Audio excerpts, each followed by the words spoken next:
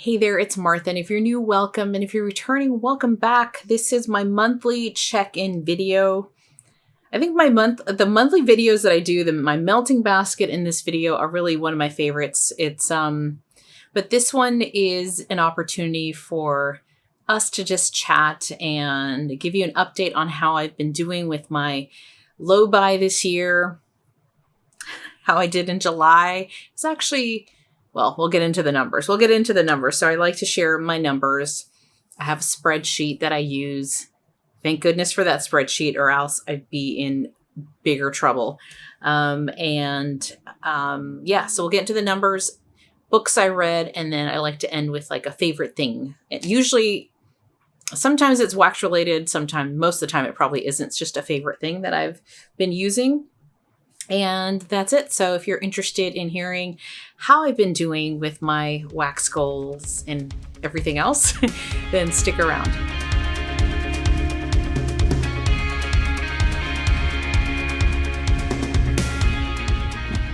Okay, we're going to get into the wax numbers here.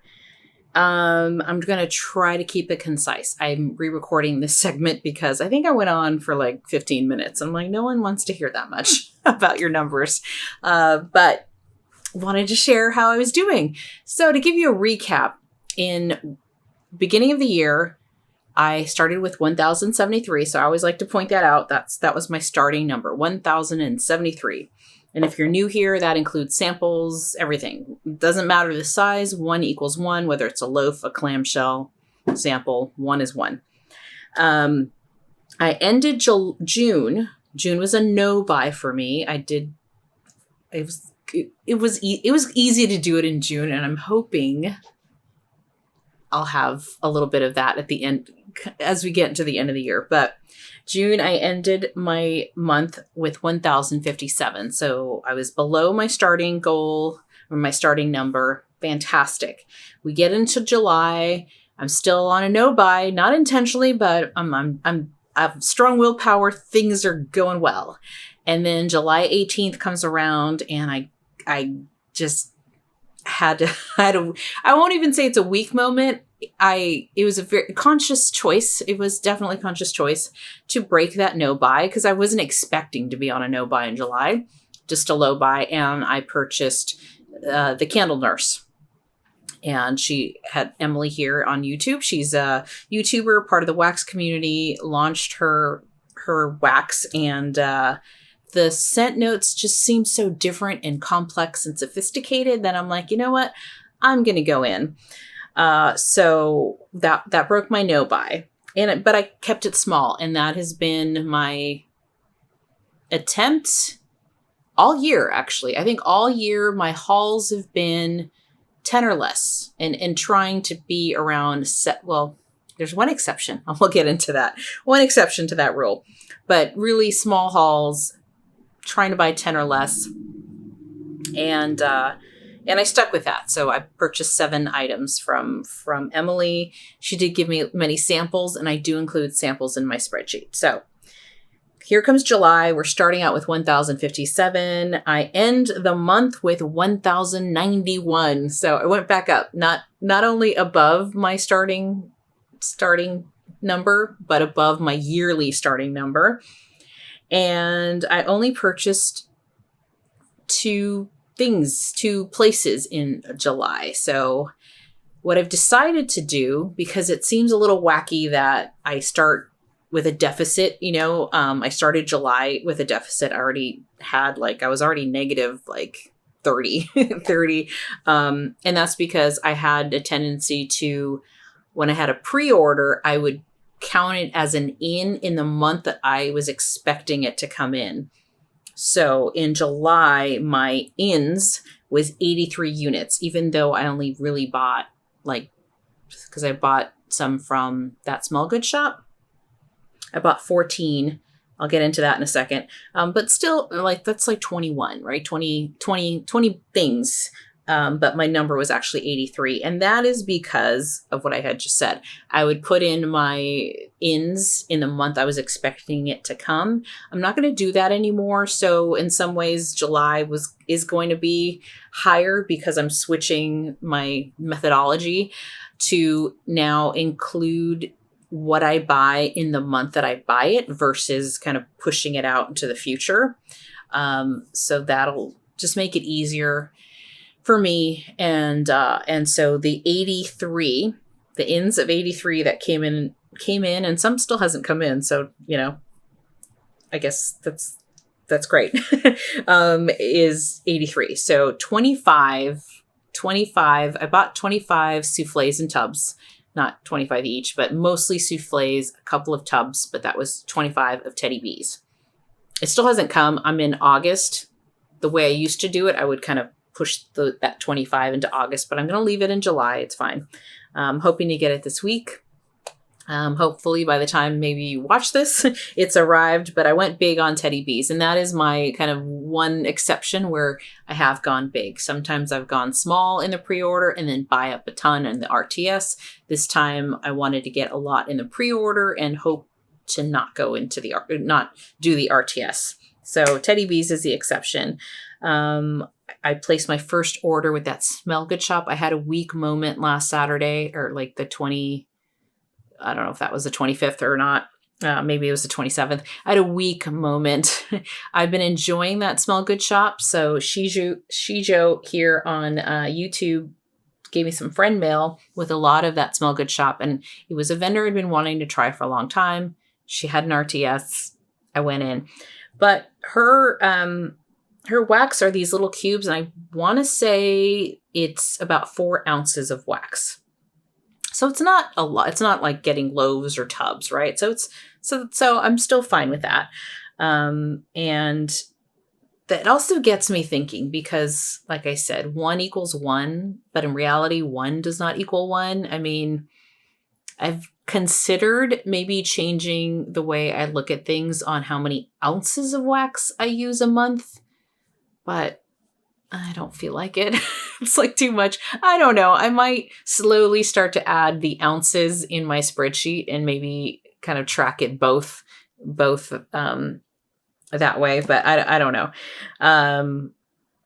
But I know going back month to month, and I have enough data in my spreadsheet to know that on average, I'm using anywhere from 30 to 45 units, right, a month. So I know now that I should not be buying that more than that if I want to end the year below my starting goal. It's not a goal, my starting point, right? So I know that now, and July will be that kind of weird month where I have stuff from that I bought in the past and stuff that I bought that month. So I also got friend mail. I got really great box from Chris, and so that was some friend mail that came in, and that pretty much. Oh, and then Sweet Tooth Scents. Small haul, like 7 items, 7 soufflés that I got from Sweet Tooth Scents. That was also came in July. I had ordered it back in May. I haven't done the haul. I mean, I've done the haul video. I just need to post it. But if Teddy B's is going to bump anything, any schedule I had pre-planned, because that's Teddy B's. So that was July. Part of me is like, I shouldn't have done that Smell Good shop, but it's small. It's still a small order. I'm not going to beat up myself over it. But question, so are you, and I know I've asked this many times, many of you are on a low buy. How are you doing? How's that going? And then also, do you track it like a spreadsheet like I do, or are you eyeballing it and you're looking like, okay, that drawer's full, things are on the floor. How are you tracking how you're doing if you're trying to be good and be on a low buy? So those are the questions I had. I'm looking down here at my notes. And so needless to say, I ended the month with 1,091, which means I'm over by 18. Like, that's fixable. I can quickly, I can fix that. I can definitely fix that. But then in August, today's August 3rd, I did go in and purchase from Knoll's Farm Scents. Again, kept that small. That's what I'm doing good at. I'm keeping them very small, making some tough choices. And so I bought 6 things, 6 brittles and a candle. And then I just got friend mail today from Steph. So I'll add that into August. And then I've purchased the 10 new scents from Scentsy and the Harvest collection. And I think that's a total of 15 bars from Scentsy. So already in August, I should be like, cut it, door closed, shut, should not buy anything more. And we'll see. Help me. Help me help myself. The only reason I'm saying we'll see is because Swanky has been on my want to purchase list for like a year. And I'm on Facebook a little bit more than I have been in the past. And I did see that she's having a pre-order in August. I've never tried Swanky, and I've always wanted to try Swanky. Like, I shouldn't say I've never tried. I've personally never purchased. I've received some Swanky from friend mail, but I think just like 2 or 3 things. So and it's been good. So so that's the thing. And I think I will allow myself that and then be done. I have more fall and winter wax than any other season. I really don't need to buy anything for the rest of the year. And I was watching Catherine King's Second and Spruce haul, I believe. And in that, she mentioned that her Second and Spruce container, wherever she puts it, drawer is completely full. And her rule is she will not buy again from a vendor until there's room in that drawer. And I really want to take a page out of that book. So I have a little room in Second and Spruce to buy a couple things if she does a pre-order like in October. I have maybe a tiny, tiny little room for lavender and speckles if I were to go in for that. But that was the rule I gave myself with Rose Girls. I've not bought any Rose Girls because that drawer is packed. It's actually overflowing. I have a small little box with some overflow. And it hasn't stopped me from buying Knoll's Farm Scents either. But I've been like really good, and I've been using. I'm actually not that far off, to be honest. The box on the floor has just a couple things. I could probably cram it in that drawer, but I don't want to smash it. So that's where we're at with wax in my wax goals and kind of what I'm thinking of doing. I am not a no buy for a long period of time because there's some little things that I may want. Like for Second and Spruce, if she offers best snap ever, I'm out of that and I love that and I want more, right? And there's, her eggnog. I need some eggnog, so again, I think I can keep those orders really small and keep them tiny for the rest of the year. With Scentsy, I think I'm good for the season. I wanted to try the 10 new scents and the Harvest collection. I will probably try the winter collection, the Christmas holiday collection. But those are usually 5 bars, and I don't need to buy any of the catalog stuff because I have it all already. So I think the rest of the year, I think I can make it. I think I can end with less than I started at the beginning of the year. I think it's totally doable. I might have a little rockiness in August, and then and then keeping it small and just using up what I have, because I do enjoy shopping my stash. And when I shop my stash, that's where sometimes I see like, oh, I forgot I had that, or I hauled that and I still haven't tried it. And I haven't tried that yet either. And there's so much in here that I love and I haven't had a chance to try it. So it's a little reminder of you have more than enough and you're not getting a chance to really just enjoy what you got, right? And kind of sit with it and enjoy it. It's more of there is a little piece of that in my head going, okay, use it up so you can make room for the next thing. And I have to get out of that mindset. So that is the challenge. That is the challenge of the wax addict, I guess. So that's where I am with wax goals and numbers. But, you know, I'm being 18 over right now. Well, now it's more like 20 with the box I got today in the order. But it'll help, I think, having that number already in that month. So I'm making that change. Anyway, let's move on to books. Let me know if you want me to separate those in the future. But I read 4 books, and I'll let you know what those are. I already tell my hair is doing weird stuff here. But so the 4 books that I read, I only read 4, not bad. I'd like to get to, I think 4 to 5 is probably my sweet spot realistically with the time that I have left over. The first one is Crown of Midnight. So this is a series from Sarah J. Maas. So this is book 2, although there was a half book, which was like a prequel, which is Assassin's Blade. And I read that too. So technically it's kind of my 3rd book from the series. But this was a really good book. So I'm going to put on my glasses here. And I listened to this one, and all of these I've been listening to because they're chunkers. They're pretty big. I think the audiobook alone is like 12 hours. So The Crown of Midnight is about the greatest assassin in her world. It's a fantasy book, right? So we have Selena, I think, who is the main character. She has won the King's Contest, which was part of book 1. And now she's still, because she won and she was a prisoner in a previous book. I'm not going to say too much if you haven't read the series. I won't give too much away. But basically, she's got to do the king's bidding. There is a little bit of a slow burn love triangle in this book. And what else can I say without giving up too much away?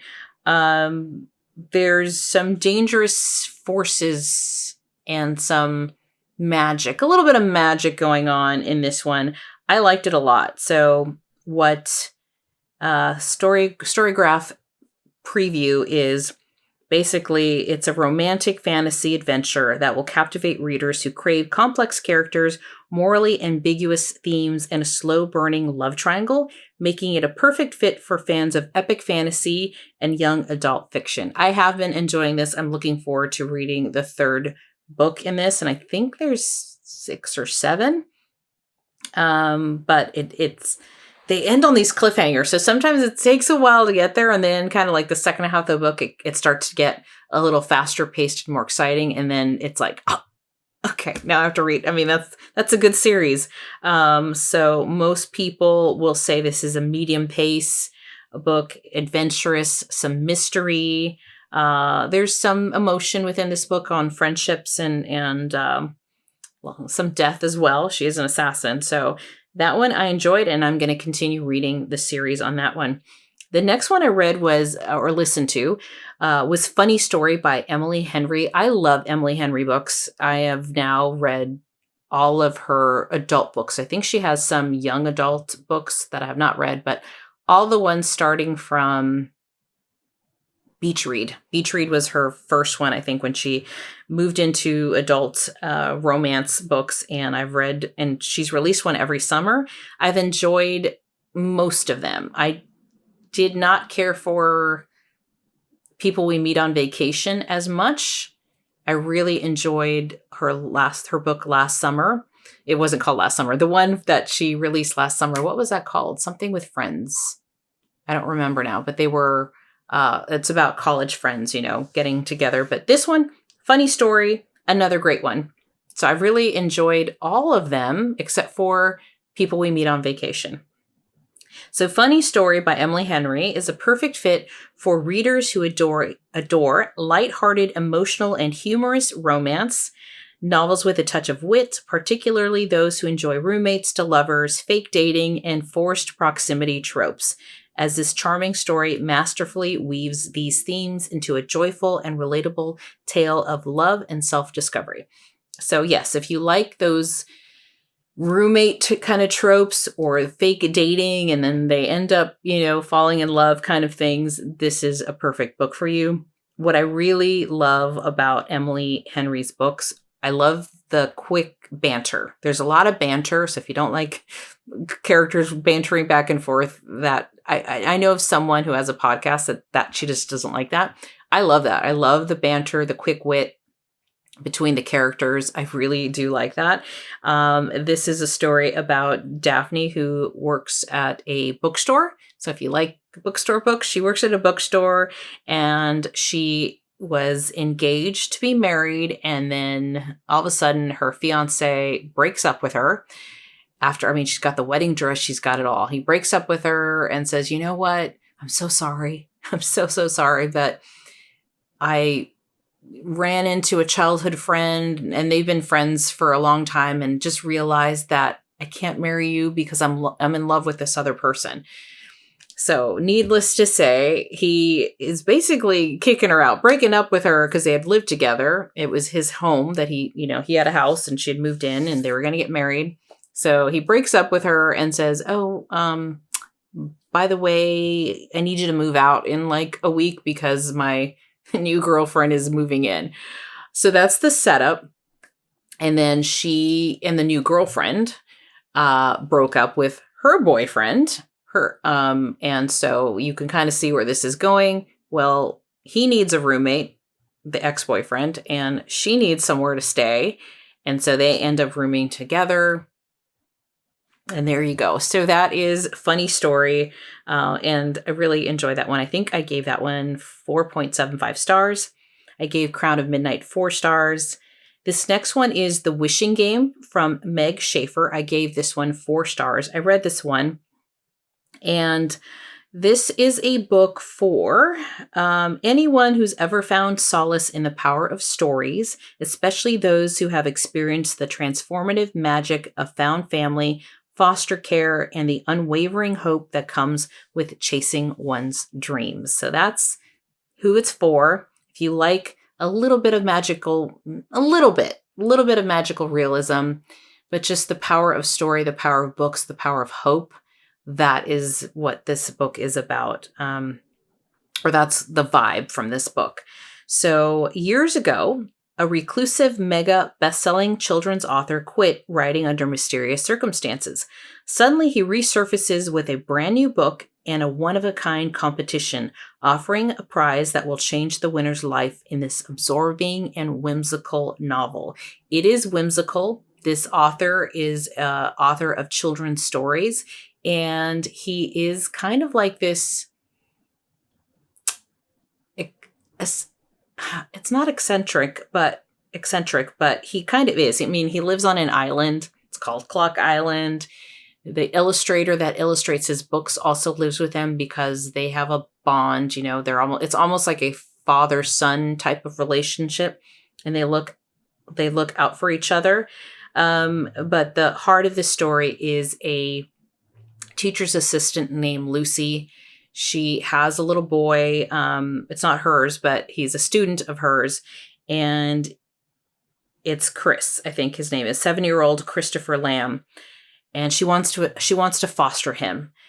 But with the fostering system, she lives with roommates. She doesn't have a car. She's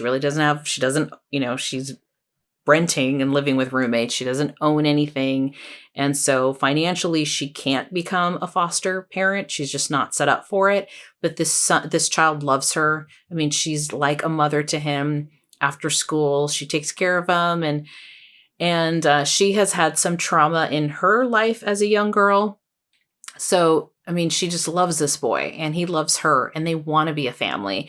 And when the opportunity to win this contest comes up, she wants to do what she can. She thinks this is going to change her life. So part of this is that setup. The other part is Lucy getting to the island where the author has this contest going with some other contestants and, seeing if she's going to win and if this is going to change her life. So there's a little bit of love happening there too with the, illustrator who lives on the island.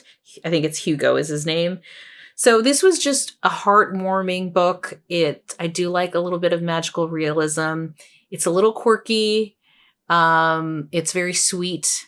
So if you like that kind of a book, you might enjoy The Wishing Game from Meg Schaefer. And I gave that one 4 stars. And then the last book I read or listened to is Darling Girls from Sally Hepworth. This is also an auto-buy author for me. I think I've read all her books since I believe her debut was The Mother-in-Law. And that was maybe 4 or 5 years ago, maybe more because I'm so terrible with time. And I've enjoyed, again, kind of like Emily Henry, I've read all the books. And of course, there's some that I like more than others. The Mother-in-Law for me was fantastic. Absolutely fantastic. And I would say this one is probably my second favorite. I gave this one a 4.75 stars. So Darling Girls is, and there's always a mystery kind of in her books. Like there's a mystery, but it's not the main point. It's like the mystery is the thread that runs through the entire story, but most of the book is about relationships of some kind, right? In some way, whether it's a husband and wife or, a stepmom or sisters, there's usually much more than the mystery, but the mystery is there. And it's just a thread that runs through it. So who is this book for? This is for readers who have a strong interest in family dynamics, the complexities of sisterly relationships, and a long-lasting effects of childhood trauma. Darling Girls by Sally Hepworth is a gripping and emotional thriller. I wouldn't say thriller, but that will keep you on edge of your seat. So basically there's 3 sisters. They're not biological sisters, but they see each other as sisters. They were foster kids. I don't know why I read 2 books with foster kids this month. It just happened that way. And it's Alicia, Jessica, and Nora. And those are the 3. They grew up together in this home where Miss Fairchild was their foster parent. Miss Fairchild is not a nice woman. That's all I'm going to say. These women are now adults, married, some, some, in relationships and living their lives. But there's a lot of trauma from living in this place. What was the name of this place? I forget the name. It has a name to it. The house, something farm, the something farms or something. But anyway, that house, which was owned by Miss Fairchild, that building, the house, everything, the property is gone, completely gone. And it's basically the house has been torn down. Everything's gone. And as they're digging through what used to be this house, this building, they have found some bones, and the bones are that of a baby. And so that's the mystery. It's like, who's this baby? Who do those bones belong to? What happened, right? Did the girls do something? Did Miss Fairchild do something? Does it have nothing to do with them? So that is where the detectives come in. The 3 girls, Nora, Jessica, and Alicia, have to go and they're being questioned by the police, not because they're suspects, but really to try to find out, like, where do these bones come from? You've lived here in this house. Do you know anything about it? Kind of thing. So that was Darling Girls, and it was really good. So I like that one. So those are the 4 books I've read. Right now I'm reading one from Luisa Luna, which is another, so far she's been an auto buy. She had a series that I've read. This new one is not part of that series. So I just started that one. So I'm kind of enjoying that. And then I think I have to pick up a book from the library tomorrow, but getting to my favorites. So now we're here on my favorites. I bought this one here it's just called eye balm. It's just an eye balm that I use under my eyes. So I've done my skincare. Before I put on makeup or concealer, I use this balm. And I got this from Amazon, and I can link it in the description box. It's eye balm but I mean, it's literally, I didn't mean to use my middle finger. It's a balm, and it's nice and cool, and it really moisturizes moisturizes my under eyes, and it keeps any concealer from getting in the lines and kind of looking dry, right? If your eyes are dry, that's no good. So this is from a brand called Kahi. I believe it's a Korean brand. I found this on Amazon. And the reason I went looking for an eye balm, because while I was doing my low buy in June, I started watching makeup videos again, which I used to watch much more of and loved. And there is this trend out there of taking an Aquaphor balm, like the lip balm, and doing that under your eyes, and kind of for the same thing. It's like this magic thing, and like your under eyes don't get as creepy looking and looks great.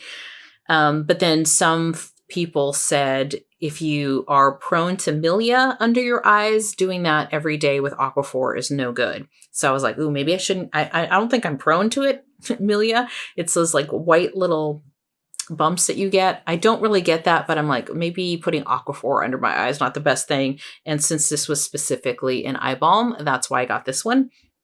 I do have Aquaphor in, and I have tried it just to try it before I bought the eye balm, in this kind of cream fashion. This would last me my lifetime. And just putting a tiny bit, so if you have some, it does work, using some Aquaphor, but I ended up getting the eye balm because it was specifically for under eyes. So that is my kind of weird favorites, but I'm like, even if it didn't do anything for concealer or anything like that under my eyes, and even if you don't wear makeup or anything, I am a little bit of a makeup junkie. It leaves your eyes very moisturized, and it just, so even just for that, I would say maybe try an eye balm. I had no idea that it existed until I kind of went down looking for Aquaphor and found that one. So that's my favorites. This has been my monthly check-in. I hope you enjoy this. Thank you so much for sticking around, and I'll see you next time. Bye-bye.